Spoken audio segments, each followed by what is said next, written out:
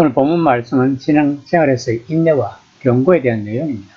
본문에서는 그리스도인의 경주에서 성공하는 데 필요한 조건들을 제시하고 있습니다. 당시 유대계 그리스도인들은 순수하게 그리스도에게로 개종했지만 극심한 시련을 당하고 물질적인 소유를 상실했으며 그리스도를 버리도록 유혹받았으므로 새로운 믿음과 꾸준함이 매우 필요한 상태에 있었다고 합니다. 그러므로 그들에게는 그리스도의 믿음과 삶을 유지하고 그리스도인의 완전함에 이르도록 격려해야 할 필요가 있었던 것입니다. 12장 12에서 14절입니다.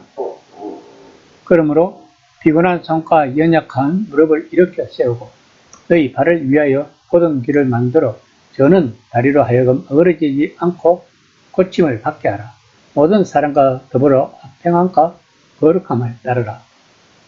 이것이 없이는 아무도 주를 보지 못하리라.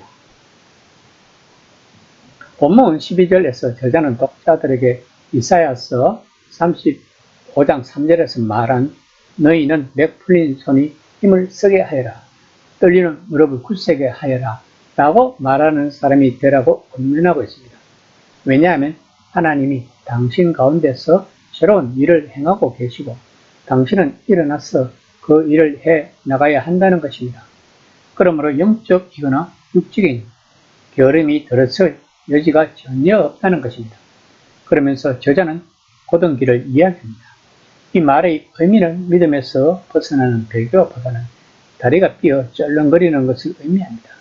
저자는 지금 독자들에게 환난을 당해도 낙심치 않고 용기 있게 곧은 길을 걸어간다는 성도들 중에서 환난을 당해 어찌할 바를 모르는 절렁거리는 다리를 가진 사람들의 좋은 본보기가 된다는 것을 강조하고 있는 것입니다. 특히 14절에서 말한 평안과 거룩함을 따르라고 말합니다.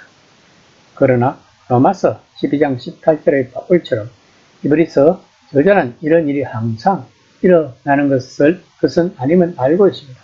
그러므로 독자들에게 화평을 추구해야 하며 성취할 것을 권면하고 있는 것입니다. 12장 15절입니다. 너희는 하나님이 은혜에 이르지 못하는 자가 없도록 하고 또 썸뿌리가 나서 괴롭게 하여 많은 사람이 이로 말미암아 더럽게 되지 않게 하며 저자는 신명기 29장 18절을 인용하면서 하나님의 백성들 안에도 독처나 선 열매를 맺는 뿌리가 생길 수 있다고 경고하고 있습니다. 이들은 자신의 상황을 즐기는 자들입니다. 다시 말하면 그들은 그리스도인들과의 친교를 좋아합니다. 편안함과 안정감을 느끼면서 그들은 하나님과 직접적인 관계가 전혀 없다는 것입니다. 그들은 하나님의 은혜, 곧 자기 존재의 뿌리까지 내려가 뼛속까지 변화시키는 사랑의 자비를 구하거나 찾지 않는다는 것입니다. 저자는 본문에서 하나님의 은혜에 이르지 못하는 자가 없도록 하라고 강조하고 있는 것입니다. 그러므로 공동체의 다른 구성원들은 이 점을 명심해야 하고 서로 지켜보면서 은혜가 모든 사람에게 닿았는지 확인해야 한다고 권면하고 있는 것입니다. 틀림없이 행복한 교회나 모임 안에서도 가끔 불만이 제기될 수 있을 것입니다. 그것은 교리나 윤리적인 이견의 형태로 일 수 있을 것입니다. 사람들은 겉으로 공동체의 일부이지만 내면으로는 하나님의 사랑과 인도에 완전히 마음을 열지 않을 때 우리들은 자기 자신과 공동체의 불미스러운 말과 행동을 할 수 있습니다. 따라서 본문의 경고는 6장 48절과 10장 26에서 31절의 경고와 나란히 놓입니다. 즉, 제 생명의 주변 혜택을 조금이라도 맛본 뒤에 세상의 길로 되돌아가면 변하지 않는 고착화된 마음과 생각의 상태를 낳을 수 있다는 경고인 것입니다. 6장 4절에 의하면 그런 사람들은 회개하여 회복될 수 없다는 것입니다. 우리는 자신의 죄를 진심으로 회개하고 하나님과 올바른 관계를 맺기 원하는 사람이 거절당할 수도 있다는 주장에 대해 주의해야 할 것입니다.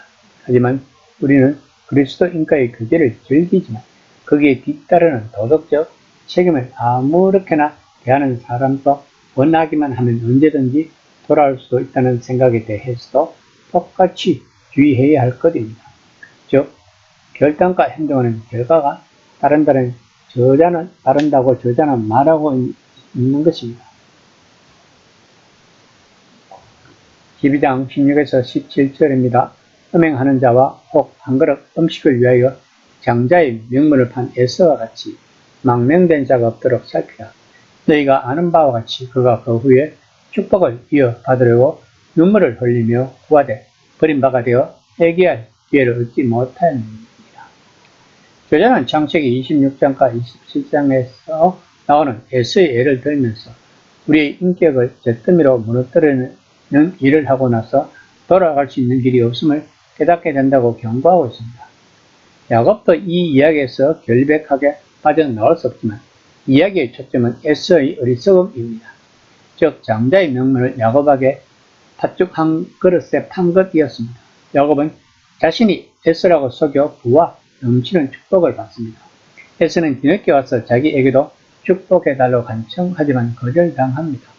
이삭은 야곱을 전 재산의 상속자로 삼았고 그 일은 반복할 수 없었습니다. 에서는 눈물을 흘리지만 이미 소용이 없는 것이었습니다. 그는 스스로 맹세했고 이제 그것을 지켜야 하는 것입니다.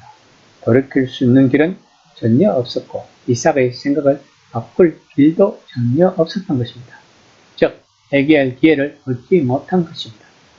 본문에서 회개를 가리키는 단어는 생각의 변화 혹은 마음의 변화를 의미한다고 합니다.